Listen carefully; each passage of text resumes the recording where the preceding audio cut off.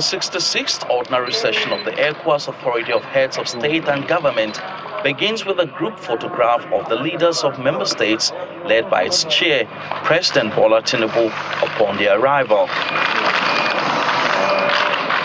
Shortly after, they go into the hall for the meeting. All member states are present except, of course, the junta-led heads of government of Mali, Burkina Faso and Niger, who are conspicuously absent.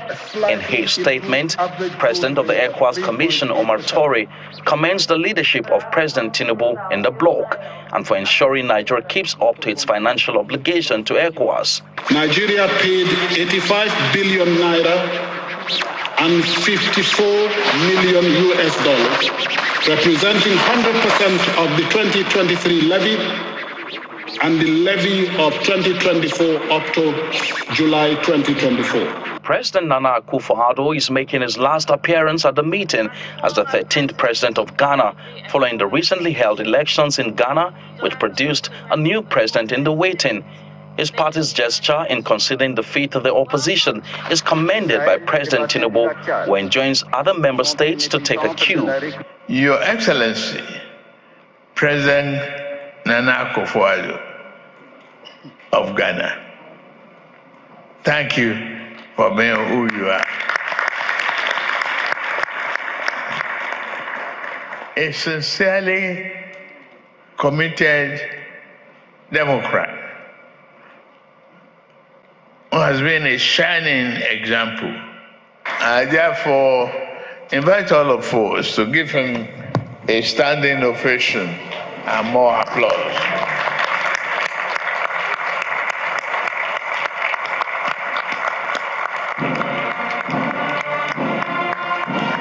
President Tinubu then calls for more cooperation among ECOWAS members.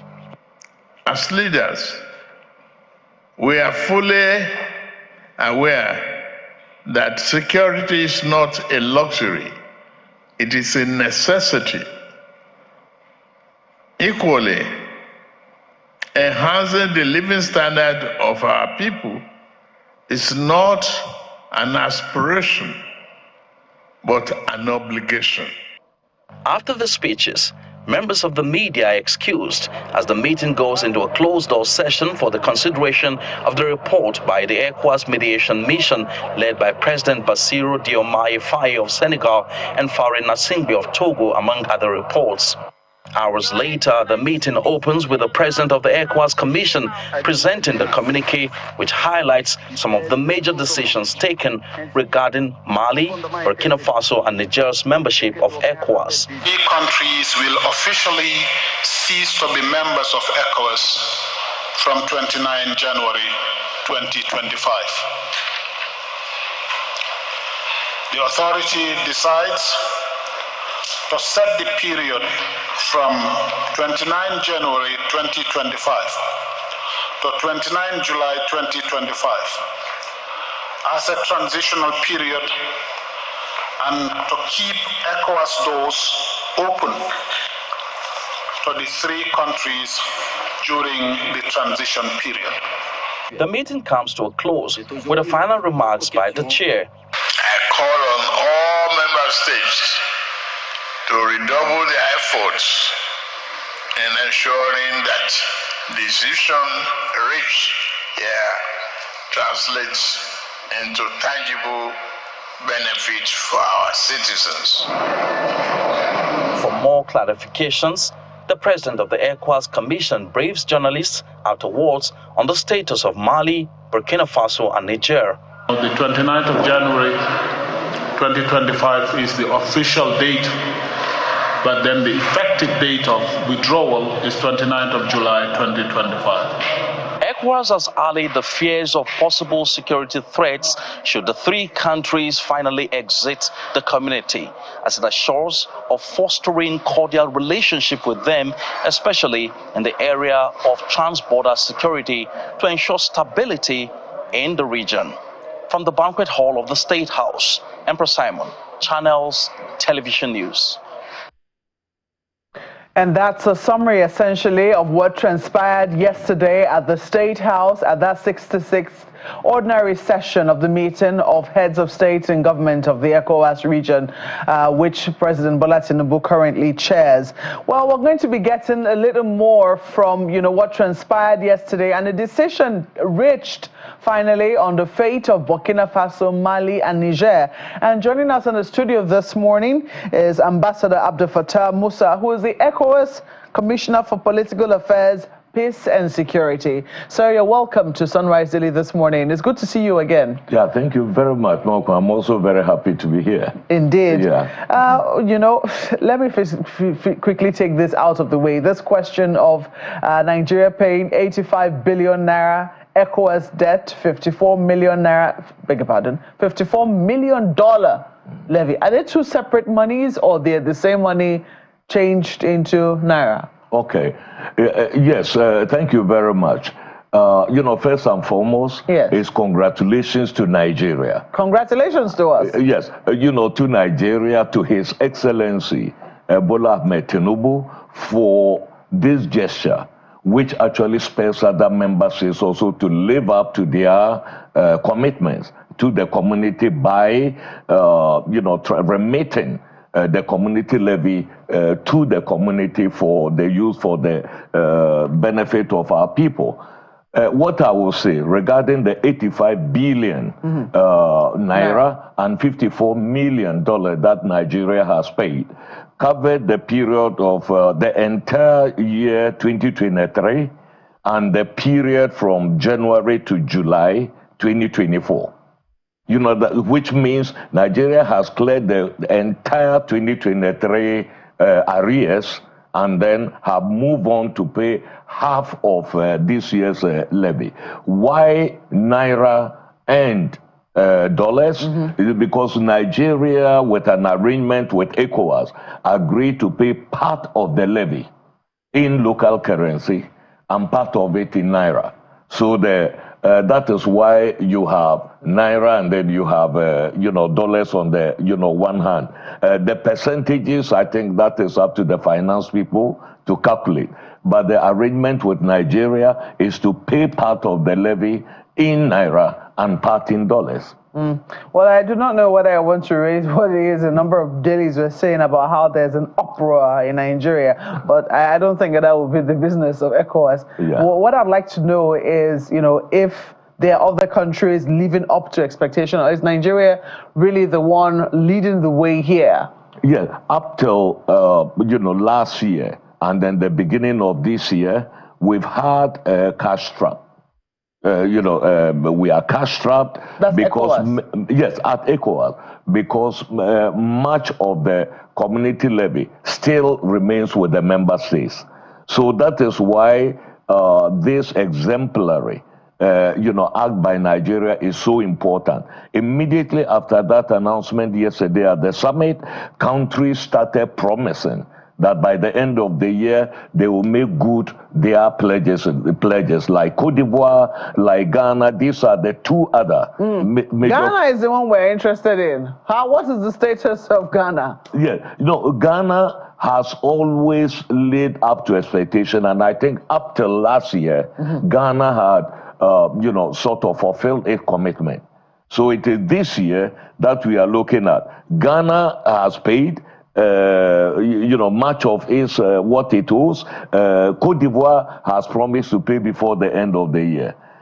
So these are the three largest economies in the region, and if they demonstrate this well, to pay, then it spurs the others also to follow suit. Well, it's not clear whether Senegal too, would be following suit. But I mean, I think that it might be, maybe Nigerians might be a little forgiving if they know that they are ahead of Ghana in that regard. That's right. Who knows? But let's, take a look at, the issue which was, I'm sure, is a very serious concern to ECOWAS, which is the issue of Mali, Niger, and Burkina Faso exiting the region. We've seen that this has been quite a bother for ECOWAS, when coup d'etat happened in these countries. And the stance of ECOWAS, some people said initially it did not quite help. It might have alienated them. But ECOWAS has taken a stance, and that's what it is. And it doesn't seem like all efforts to do some rapprochement with these countries has yielded any fruit. It does appear that they are sticking to their guns and saying they would like to exit. And it does appear that ECOWAS is now opening the door and saying, well, if that's what you want, we are starting the deboarding process. Is this ECOWAS giving up on them, being continued members of this union? No, not giving up. Let me, begin from the very start. I think there were missteps on the side of ECOWAS and also on the side of the three countries that have decided to exit. And I think what ECOWAS had done over the last two summits and more is to try to, pull back from the brink. To try to lower the temperature by gestures like lifting almost all sanctions on these countries, for example, and also opening the door for collaboration as far as security and the humanitarian issues are concerned, because our security challenges are more concentrated in those three countries. And if we don't have any way of collaborating, very soon, like we've seen, terrorism will start coming down to the littoral state. So ECOWAS has all that, in view. And that is why the president of Togo, President For Nyasimbe, was appointed as a facilitator right from the onset. And at the last summit, the president of Senegal, the newest president, in the region, that is Bassirou Diomaye Faye, was also tasked with the mandate, to engage these countries and to see whether we can narrow our differences and then they will come back to the fold. That is what ECOWAS wishes, because ECOWAS is a community. It's just not an organization per se. It is about populations who are all over the region, living everywhere. So we don't want to take any decision that will negatively impact them. So if you remember, 2 days to the summit, the ministers of, foreign affairs of the three countries held their meetings and then said that their decision to withdraw from ECOWAS was irreversible. But they left the door open, saying that their states were open to receive the populations of other member states, based on our free movement, that we have in the region. So this is like, okay, it was like a preemptive strike, today. So yesterday, there was a decision by the authority on the matter. And, the fact is we have to look at three stages, of the decision that was taken yesterday. ECOWAS took note of the decision of these countries to withdraw, from the community. That is one. So, which means ECOWAS has de facto accepted that from the 29th of January next year, these three countries cease to become members of the community. That is the first point. The second point is, in the spirit of this community that we want to build, we don't want the divorce to be permanent. So the heads of state have, sort of gone the extra mile to say that despite that decision that they are not members from the 29th, we allow for a transition period of 6 months up to July to make sure that the two facilitators, Presidents Faye and Nyasimbe, continue their dialogue to see whether the three countries will have a change of mind. So that is the second, part of it. The third part is the instruction given to the ECOWAS Commission to already ready our contingency plan, so that if by the end of July, there is nothing, then there will be an emergency meeting of ministers of ECOWAS in order to review the contingency plan that has been prepared by ECOWAS in terms of ensuring an orderly divorce, with these countries, in terms of, because ECOWAS has got institutions, about 3 of them in Burkina Faso. These countries have got a lot of their population. In Cote d'Ivoire alone, from the 3 countries, we can count up to more than 8 million. 8 million? 8 million of the citizens of these 3 countries today find themselves in Cote d'Ivoire. Okay, so we have to ensure, that the decisions of their heads of state do not negatively impact them in the spirit, because what we are working toward is to build a community of citizens.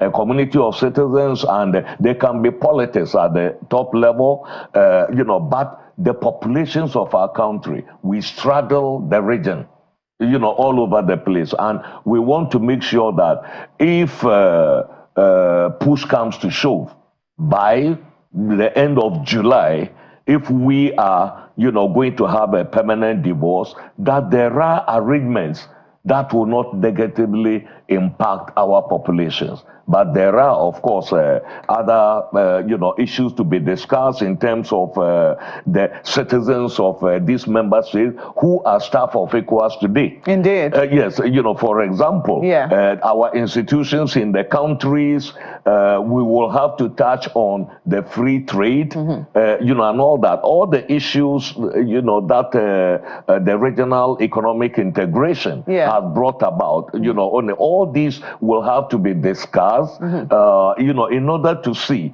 okay, if we are, sort of divorcing, what are the issues? ECOWAS has got a bank for industry and development, EBID, and these countries owe millions of dollars. And we have to, in terms of support to industrialization, to development in their country. So the thing is, what will be the arrangement?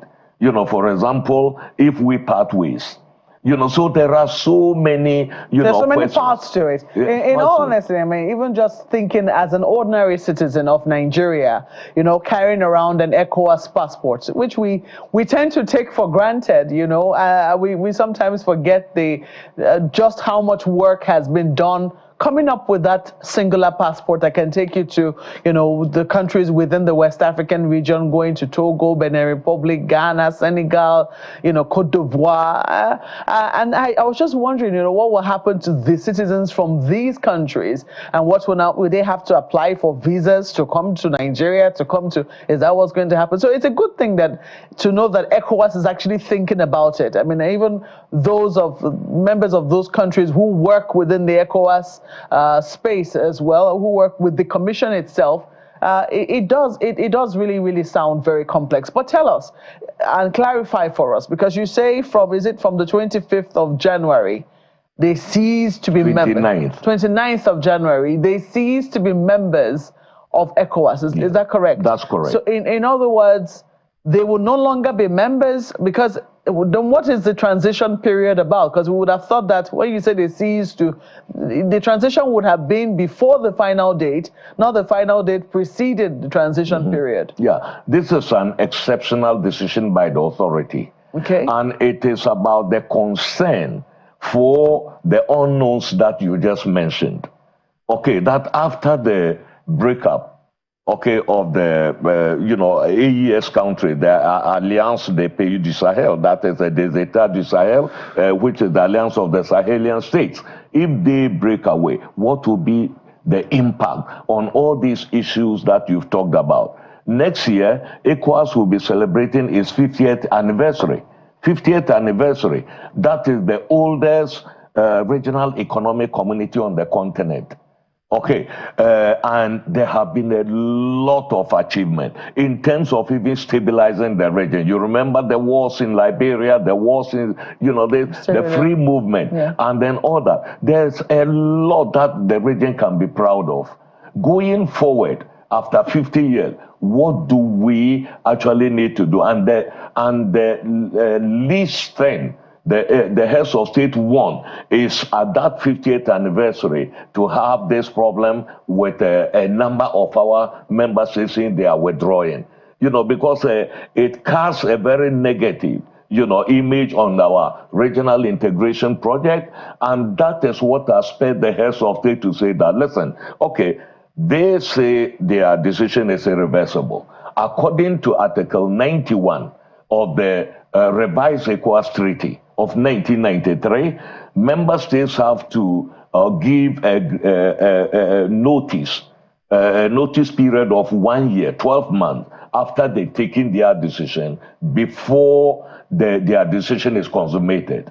Now, the 29th of July, the 29th of January is when, because they made their decision on the 28th of January 2024. Yeah, so 29th of January, 2025, that is when that period expires, according to our own statutes that they all signed up to. Okay, and ECOWAS has gone the extra mile, the heads of state, to say that, listen, yes, you are no longer members of our ECOWAS organization from the 29th, according to our statutes. But given all the threats in the region, given the unforeseen, the impact on population, the impact on free trade, free movement, the impact on ECOWAS assets in those countries, and even the citizens who are working for ECOWAS, let's still continue, seeing whether there will be a change of heart from those three countries. So we've given an extra 6 months for the two facilitators from Senegal and from Togo to continue their engagement with these three members to see whether really, after deep reflection, they feel that it is in their interest to remain permanently out of ECOWAS, or it is better for them to be in. And one other thing I have to tell you, you can withdraw from ECOWAS, but coming back is not automatic. You will need to apply, and ECOWAS would have to consider your application and all that. If you remember, Mauritania withdrew from ECOWAS in 2000. Later on, in the years 2010, thereabout, Mauritania had to apply to rejoin ECOWAS. And up till today, ECOWAS has not taken a definitive decision on Mauritania coming back. So when ECOWAS was set up in 1975, membership was automatic. All members were there. But once you withdraw, there is a process of rejoining. So it's not automatic. That is why this grace period of 6 months is very critical. Because if they change their mind during this period, then all those rejoining processes are waived. They are not there. So, the heads of state, in their own concerns for our citizens, decided that, okay, let's still give ourselves some time, for us to see whether our differences are bridgeable, whether we can bridge them and we come back as a community again. And that was what decided, prompted the heads of state to say, okay, let's give ourselves another 6 months, even though technically they are not members of ECOWAS, from the 29th of January. So from the 29th of January, we will stop seeing seats reserved for them, at a meeting like this. The seats will no longer be present because we're no longer expecting them. That is correct. Yeah, but even with that, like I said, the issue of security is a regional threat. It is something that we have to work with. So it doesn't matter whether they are members of ECOWAS or not, because ECOWAS collaborates with the countries of the Central African Republic. Individual member states have arrangement. In fact, His Excellency Bola Ahmed Tinubu, through his ministers, including the Chief of Defense Staff and others, have been having bilateral sort of engagements with Niger, because they have a common Boko Haram issue. Yes. And then they have a common cross-border trade issue. Yes. And there is the need even at that level to have that. So their withdrawal from ECOWAS does not mean that we cut all relations with them. Okay. So countries will still have bilateral relations, but not at the level of ECOWAS. No, not at the level of ECOWAS, yes. But the bilateral relations, yes. Okay. Yes. Okay, I'm sure my colleague Ayo would like to explore that angle of security. Ayo. Okay. Well, that and a number of other things, Mark, where, Ambassador, good morning. One of the things that came to me as you spoke is I'm not sure if the issues of governance that were raised by those three countries have been addressed really. So, they raised concerns of, ECOWAS not even paying attention to how the governments that were there before they had to take over had governed the people. Have those issues been discussed at any level by ECOWAS? The reasons for which they wanted to exit ECOWAS? Yeah, thank you very much. That's a very pertinent question that you are asking. See, the issue of governance is a very long-term process. ECOWAS has made a strategic choice to go for democracy, the ballot box, as the preferred choice of electing our leaders. And ECOWAS is taken by it. 11 of our member states today go for regular elections. If you see like what happened in Senegal, both in the presidential election and the legislative elections of 24th of November, and most recently the elections in Ghana, the general elections in Ghana, you will agree with me, that despite all the challenges, in fact, the democratic culture is taking root in the region. You do not have that blatant abuse of power because citizen awareness has gone higher and the people are able to monitor their results. That is why in Ghana, before even 40 of the 276 constituencies had been declared, the candidate of the ruling party conceded, defeat and congratulated, his opponent because both sides have got their own internal,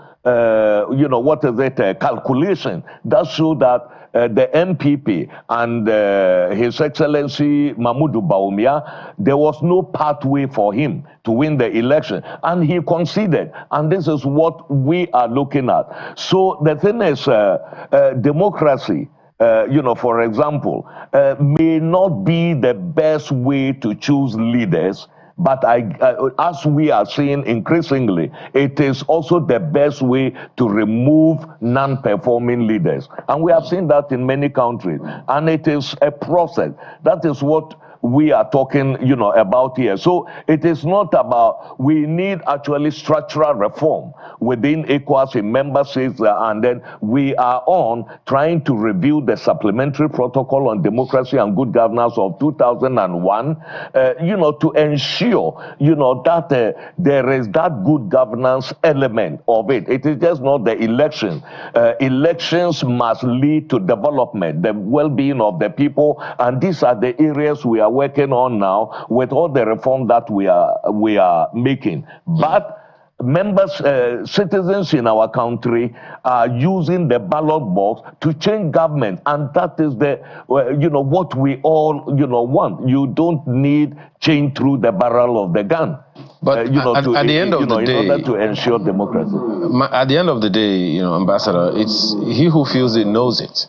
And a good number of countries in Africa would probably even be saying the same thing, one way or the other. So I don't know if part of the reforms that you're talking about is some kind of position of ECOWAS to compel or tell any losing side to concede.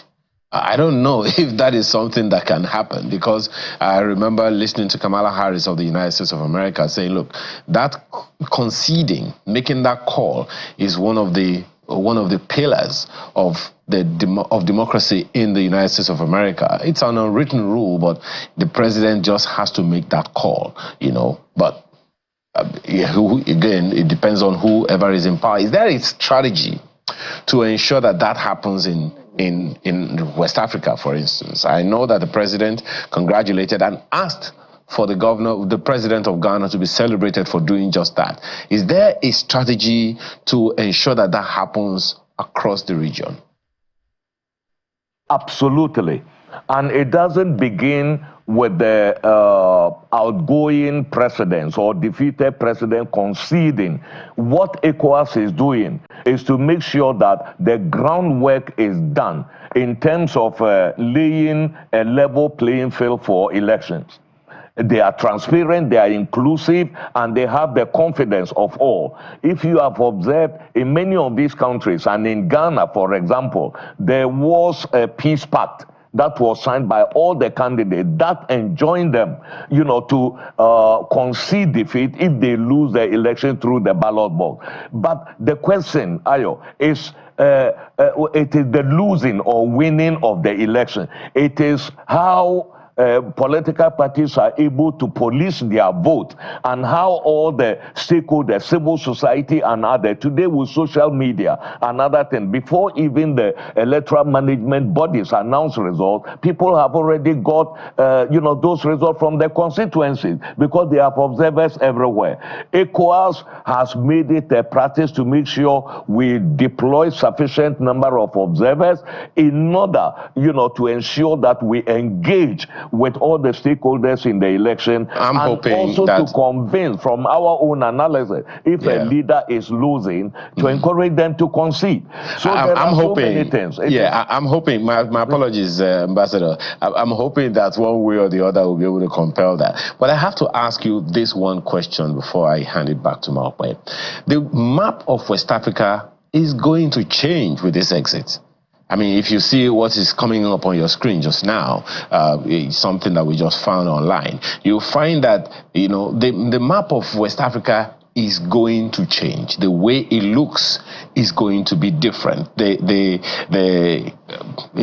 For now, I look at what we have right now, this is the way it is going to look. And so how is that going to affect the entire permutation of the West African economic sub-region? Yes, no, definitely the withdrawal of the 3 members is going to impact our regional economic integration, process, because a lot of protein, meat, and a whole lot of other vegetables actually come from the northern part of our sub-region to the coast, and they also benefit a lot with industrial materials and other things, and most importantly, access to the sea, because those 3 countries are landlocked, and they will need the coastal countries actually to process their exports and import through their port. So it is going to impact everybody. That is number 1. Number 2, territorially, the 3 countries constitute about 54% of the ECOWAS space. That is more than half, of it. And that alone, but population-wise, the rest of ECOWAS, of course, have got far more people. Taking Nigeria alone, its population is several times the population of those 3 countries. So the remainder, if they live on the 25th, is going to, in terms of movement of people, between the north and the south, is also going to be impacted. I was just telling Malkwe earlier on that there are about 8 million people from the diaspora of those 3 countries in Cote d'Ivoire alone. You are not even talking about the other members, how many Nigerians are in Nigeria, and then all that. So that is also going to be one of the impact. But the most critical, impact, Ayo, that I think I can tell you, is about security. Because just from July up till December, there were about 600 terrorist attacks in the region, leading to about 2,600 fatalities in our region. And majority of those attacks and the fatalities are from the northern part of our community. Well, Ambassador, and this terrorism is still descending to the coastal countries. You need collaboration. In 30 seconds, because we're almost out of time, I want to ask you, I mean, what we could not accomplish in 1 year, because this year was also supposed to be for negotiations. We've now given an extension of 6 months to see how optimistic are you that this 6 months grace period again extended by ECOWAS would actually yield fruit and see them return to the fold? Yes, Maokwe, if you analyze the political scene, we are hearing less and less anti-ECOWAS rhetoric from the member states of the 3 countries. ECOWAS has mellowed down in terms of these divisions to allow for mediation to occur. So there has been some progress by lowering tensions and all that. But we never lose hope. We feel that this 6 months and the realities after deep reflection, both sides will come to the conclusion that we need each other. We need each other in the community, and this is what we are looking forward to. You know, that with the help of President Faye and then President Nyasimbe, we are able to continue the dialogue. The dialogue with them behind the scenes is not in the media and other things, and that before 29th of July this year, you know, I think so that we have some positive news for our community citizens. Fingers crossed then. We certainly wish ECOWAS and the negotiators all the best. Thank you so much for coming to our studios this morning. Ambassador Abdul Fattah Musa is the ECOWAS Commissioner for Political Affairs, Peace and Security. Thank you once more for coming on Sunrise Daily this morning. Well, we'll take a break now. When on top of the hour, will be Business Morning on Sunrise Daily. Please stay with us.